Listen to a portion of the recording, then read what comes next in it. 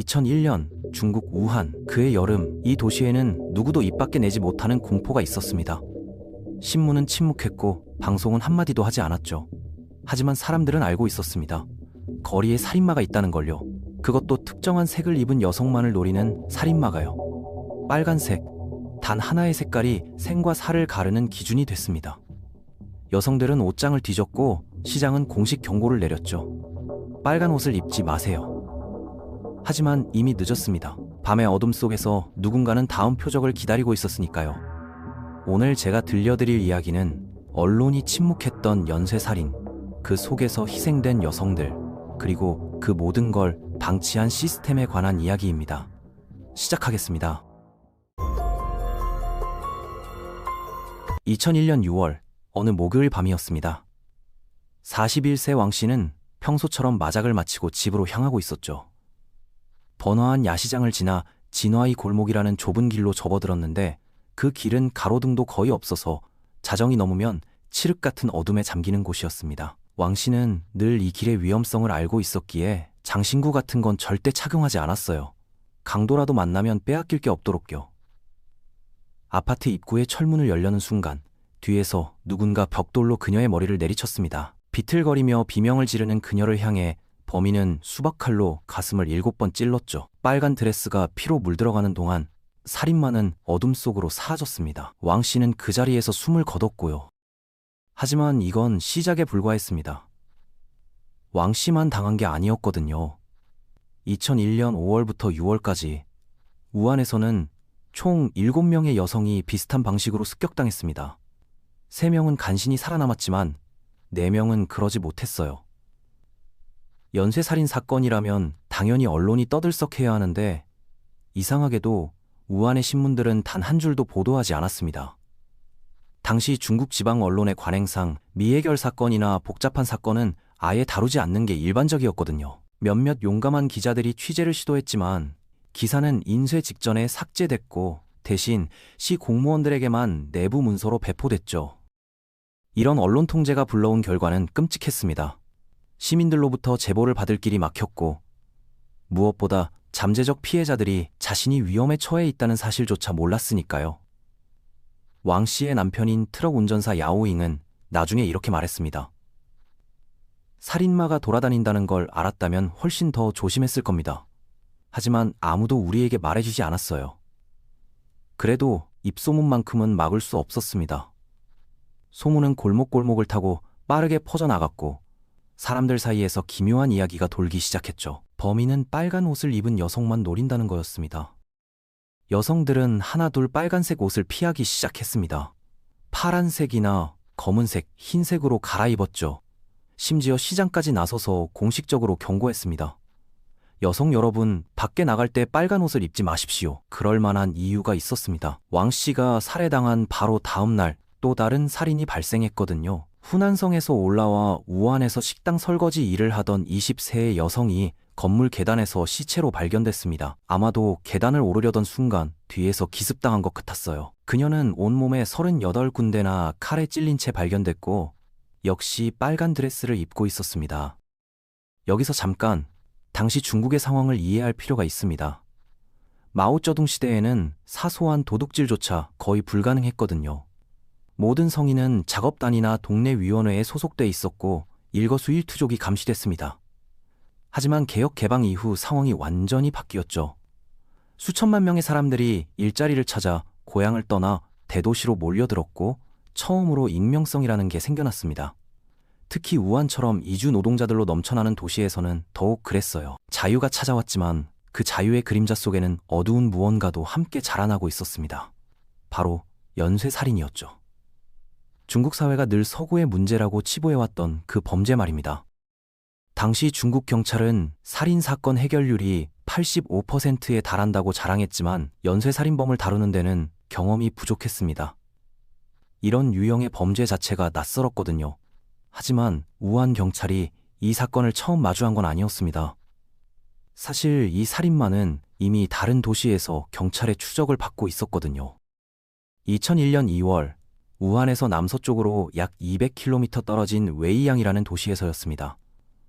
6명의 경찰이 비좁은 아파트 하나를 찾아갔죠. 그곳에는 29세 남성 단거충이 부모님과 함께 살면서 경비원으로 일하고 있었습니다. 어머니 후인 시양이 문을 열자 경찰들은 설명도 없이 안으로 들어왔습니다.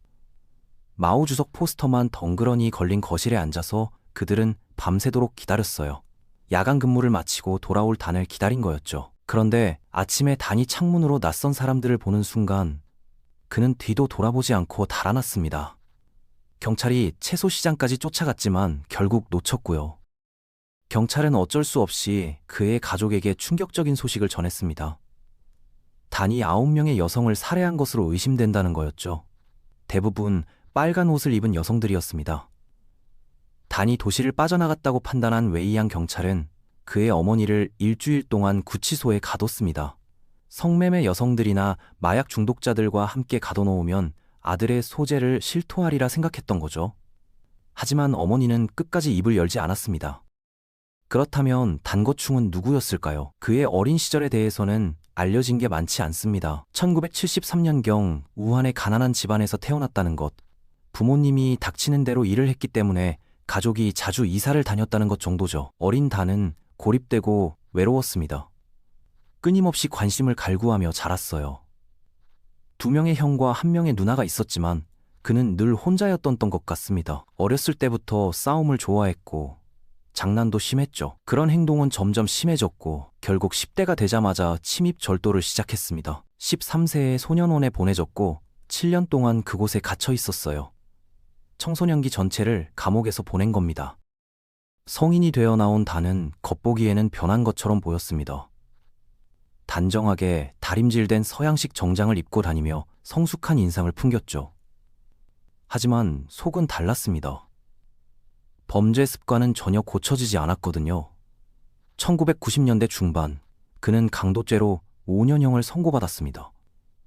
단은 쓰레기 수거원으로 일하는 아버지와 사이가 매우 좋지 않았습니다. 가족의 가난을 아버지 탓으로 돌렸거든요.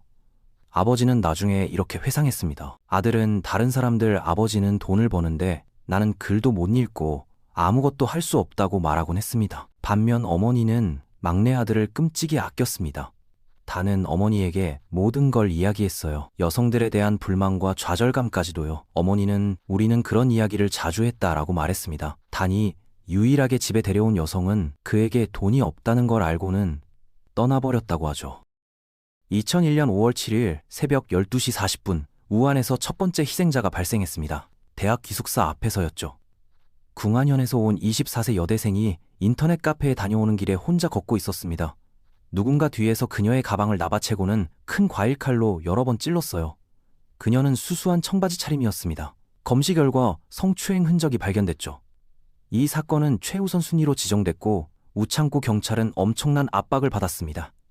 철저한 수사를 벌였지만 공격은 멈추지 않았어요. 5월 9일 새벽 1시 30분경 또 다른 젊은 여성이 마작을 마치고 집으로 가던 중 살해됐습니다. 범인은 그녀의 가방과 목걸이 2,300위안의 현금을 빼앗았죠. 그녀는 저항하다가 목숨을 잃었습니다. 며칠 후에는 양 씨라는 여성이 칼을 든 남성에게 공격당했지만 격렬하게 싸워서 가까스로 도망쳤어요. 부상은 입었지만 살아남은 몇 안 되는 경우였죠. 하지만 양 씨도 범인의 얼굴을 제대로 보지 못했습니다. 그는 입을 가리고 있었고 주변이 너무 어두웠거든요. 6월 1일 새벽 12시 20분 왕 씨가 공격당했습니다. 그녀는 필사적으로 소리쳤어요. 저한테는 아무것도 없어요. 하지만 이미 늦었습니다. 왕 씨의 비명이 이웃들을 깨웠고 범인은 황급히 도망쳤지만 그녀는 이미 치명상을 입은 상태였죠. 빨간 옷을 입은 여성을 노리는 살인마에 대한 소문은 이제 들불처럼 번졌습니다. 처음엔 터무니없는 추측 같았지만 또 다른 시신이 발견되면서 사람들은 진지하게 받아들이기 시작했어요. 6월 2일 왕 씨가 죽은 바로 다음 날이었습니다. 첸 씨라는 이주 노동자 여성이 새벽 3시 15분에 어두운 골목 입구에서 대기하던 누군가에게 습격당했습니다. 그녀는 비명을 질렀고 필사적으로 저항했지만 여러 번 칼에 찔린 후 그 자리에서 사망했죠. 다음 살인은 더욱 잔혹했습니다. 6월 4일 새벽 2시 레스토랑 웨이트리스로 일하던 20대 여성이 아파트 정문에 들어서자마자 공격당했습니다. 문에는 행운이라는 글자가 적힌 포스터가 붙어 있었죠. 정문 안에서 공격당했다는 건 범인이 그녀보다 먼저 건물 안에 숨어 있었다는 뜻입니다. 이번에는 단순히 찌르고 빼앗는 것으로 끝나지 않았습니다. 범인은 시간을 들여 그녀의 시신을 훼손했어요. 가슴 부위를 잘라냈고 온몸에 물린 자국이 남아 있었습니다. 현장 조사 결과 성폭력 흔적도 발견됐죠. 지금까지 7명의 여성이 공격당했고 4명이 사망했으며 3명이 중상을 입었습니다. 우창 전체가 공포에 떨었어요. 아무도 밤에 나가려 하지 않았고 혼자 외출해야 하는 여성들은 무슨 수를 써서라도 빨간 옷을 피했습니다. 5월 초 우한경찰은 특별수사팀을 꾸렸습니다. 결국 1000명이 넘는 인력이 투입됐죠. 사건이 워낙 중대했기 때문에 팀원들은 야근을 강요받았고 휴가도 전부 취소됐습니다. 수사관들은 이것이 연쇄살인 및 강도 사건임을 확인했어요. 희생자들에게는 공통점이 있었습니다. 20세에서 40세 사이의 독신 여성이었고 범인은 매번 극도로 폭력적이었죠. 한 희생자는 30번 이상 찔렸고 신체 일부가 물어뜯겨 나갔습니다. 이건 단순한 강도가 아니었어요. 경찰은 처음에 여성 혐오범을 다루고 있다고 생각했습니다. 하지만 희생자들 사이에 패턴을 발견했죠. 많은 사람들이 빨간 옷을 입고 있었다는 겁니다. 범인이 특정인을 연상시키는 여성들을 노리는 건 아닐까? 아마도 자신에게 상처를 준 누군가를 닮은 여성들을요. 경찰은 목격자들의 증언을 모아 몽타주를 작성했습니다. 남성, 중간 체격, 키 168cm에서 174cm, 마른 편. 나이는 18세에서 30세 사이로 추정됐죠. 짧은 머리에 주걱턱이 특징이었고 범행 시에는 어두운 코트와 부드러운 밑창의 신발을 신었습니다. 손전등과 25cm 정도의 칼을 들고 다녔고요. 목격자들은 그가 고양이처럼 소리 없이 움직였다고 했습니다. 몸에서는 불결한 냄새가 났고 말투로 봐서는 우한 토박이는 아닌 것 같았다고요. 낮에는 거의 모습을 드러내지 않았던 걸로 봐서 프리랜서이거나 무직인 것으로 추정됐습니다. 그의 수법은 이랬어요. 어둠 속에 숨어서 기다립니다. 여성이 지나가면 적당한 순간이 올 때까지 뒤를 밟죠. 희생자가 어두운 곳에 들어서면 뒤에서 접근해서 오른손의 칼로 위협하면서 왼손으로 입을 막는 겁니다. 이 몽타주가 언론에 공개되자 사람들은 자신이 아는 누군가와 닮았다며 수군거리기 시작했습니다. 저 사람, 단 아니야? 그런데 여기서 큰 문제가 생깁니다. 웨이양에서 단을 놓친 후 그곳 경찰은 전국 경찰 네트워크에 그의 정보를 올렸습니다. 우한 경찰도 그 공문을 받았어요. 하지만 다른 성에서 오는 공문은 일상적으로 무시하는 게 관행이었기 때문에 별로 신경 쓰지 않았다고 합니다. 경찰 내부 소식통에 따르면요. 그 결과 사건을 조기에 해결할 가장 좋은 기회를 놓쳐버렸습니다. 수사를 이끈 장 경감은 나중에 인정했습니다. 부하 경찰들이 살인이 벌어진 이주민 지구의 값싼 호텔들조차 제대로 확인하지 않았다고요. 치명적인 실수였습니다. 단이 바로 그런 호텔에 숨어 지내고 있었거든요. 8월 10일이 되어서야 우한 살인 사건이 시작된 지 3개월 만에 우한 경찰은 인근 도시들에게 공문을 보냈습니다. 웨이양 경찰은 즉시 당거충에 대한 정보를 보내왔죠. 그의 가명인 후충까지 포함해서요. 단은 도주 중이었습니다. 어머니의 성을 사용해서 우한의 허름한 호텔들을 전전하고 있었어요. 하룻밤에 $5짜리 호텔들이었죠. 그는 이미 1999년부터 웨이양에서 40건 이상의 범죄를 저질렀고 그중 9건이 살인이었습니다. 첫 살인은 1999년 4월 4일 새벽 3시경이었어요. 30대 무직 여성을 강탈하고 살해했죠. 9번째 사건은 2001년 2월 16일이었습니다. 집에 들어가려던 여성을 강탈해서 4천 위안의 현금과 휴대전화를 빼앗은 후 살해했어요. 총합해서 그는 두 도시에서 최대 70건의 무장 강도를 저지른 것으로 의심됐습니다. 웨이양에서도 우한에서처럼 주민들은 밤에 나가는 걸 두려워했습니다. 한동안 웨이양 경찰들은 서로 만나면 단이 잡혔나요? 라고 인사를 나눴을 정도였죠. 2001년 8월 15일 단의 가명 정보를 받은 지 3일 후 우한 경찰은 마침내 그를 찾아냈습니다. 719 우주항공연구소 여관이라는 군에서 운영하는 게스트하우스에 후충이라는 이름으로 등록된 남성이 있었던 겁니다. 장 경감과 2명의 경찰이 방문을 박차고 들어갔습니다. 단은 속옷 차림으로 방 안에 서 있었죠. 체포되는 순간에도 그는 경찰들에게 덤벼들었습니다. 장경감의 회상에 따르면 셋이서 온 힘을 다해야 겨우 제압할 수 있었다고 하죠. 경찰이 물었습니다. 왜 우리가 왔는지 아나? 단은 담담하게 대답했어요. 사람들을 털었습니다. 방을 수색했을 때 피 묻은 반바지와 마지막 살인 현장의 발자국과 일치하는 신발 한 켤레가 발견됐습니다. 초기의 저항에도 불구하고 구금된 후 단은 비교적 침착했습니다. 하지만 경찰이 아무리 압박해도 처음에는 입을 열지 않았어요.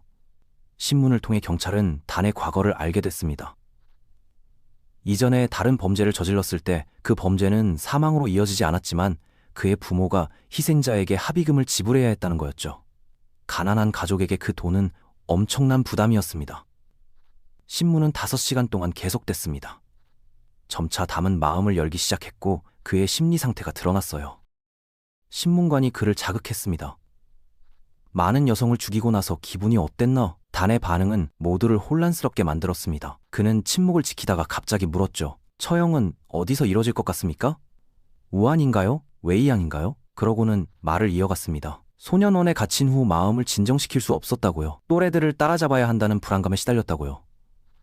처음에는 친구들처럼 돈을 벌고 싶었을 뿐이지 사람을 죽이려던 건 아니었다고 했습니다. 하지만 어떻게 해요? 젊은 시절을 감옥에서 보낸 탓에 아무런 기술도 없었고 친구들은 그를 외면했습니다.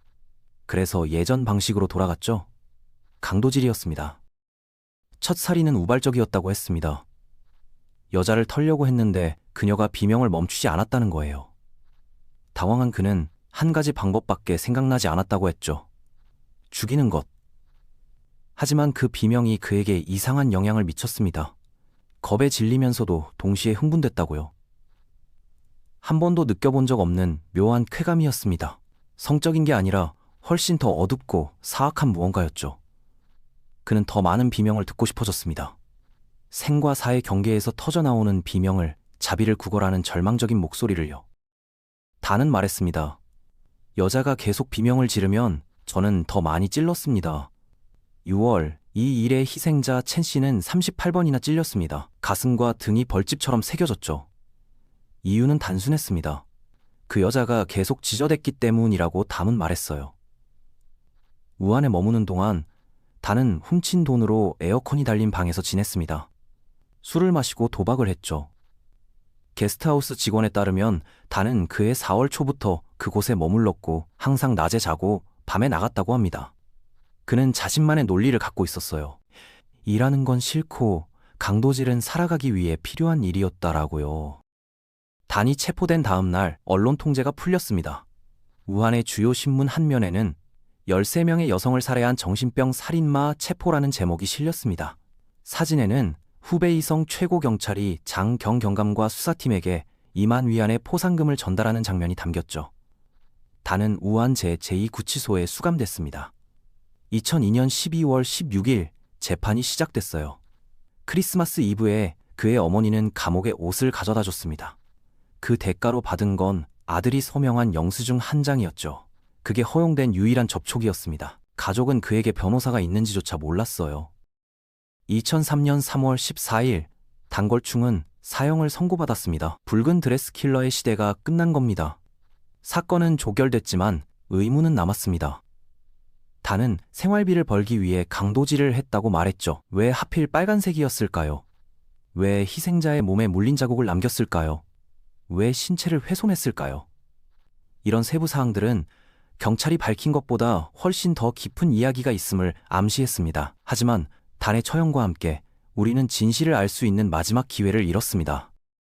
붉은 드레스 킬러 사건은 급변하는 사회에서 익명성이 어떻게 공포를 낳을 수 있는지 보여주는 중국 현대사의 가장 소름 끼치는 사례 중 하나로 남아 있습니다. 하지만 제가 가장 주목하고 싶은 건 잔혹함이 아닙니다. 침묵입니다. 잠재적 희생자들을 어둠 속에 방치한 언론 통제, 무시된 경찰 공문, 그리고 단이 무덤까지 가져간 질문들 말이죠. 우리는 결코 전체 그림을 알 수 없을 겁니다. 하지만 분명한 건 이겁니다. 수개월 동안 살인마가 수백만 명이 사는 도시 한복판에 숨어 있었습니다. 하룻밤 5달러짜리 싸구려 호텔에서 자고 훔친 돈으로 도박하며 해가 지기를 기다렸죠. 그리고 대중에게 경고할 수 있었던 사람들은 그러지 않기로 선택했습니다. 사건을 조기에 해결할 수 있었던 경찰은 다른 지역의 정보를 무시했고요. 결국 가장 무서운 건 괴물 한 명이 아니었을지도 모릅니다. 침묵하기로 선택한 시스템, 방치된 안전, 무시된 경고들. 그 모든 것이 모여서 만들어낸 비극이었죠. 2001년 우한의 여름은 그렇게 피로 물들었고 빨간 드레스는 죽음의 상징이 됐습니다. 그리고 우리는 여전히 묻습니다. 만약 누군가 제때 말했더라면, 만약 누군가 제대로 들었더라면 달라질 수 있었을까요? 여러분의 의견을 들려주세요. 시청해주셔서 감사합니다.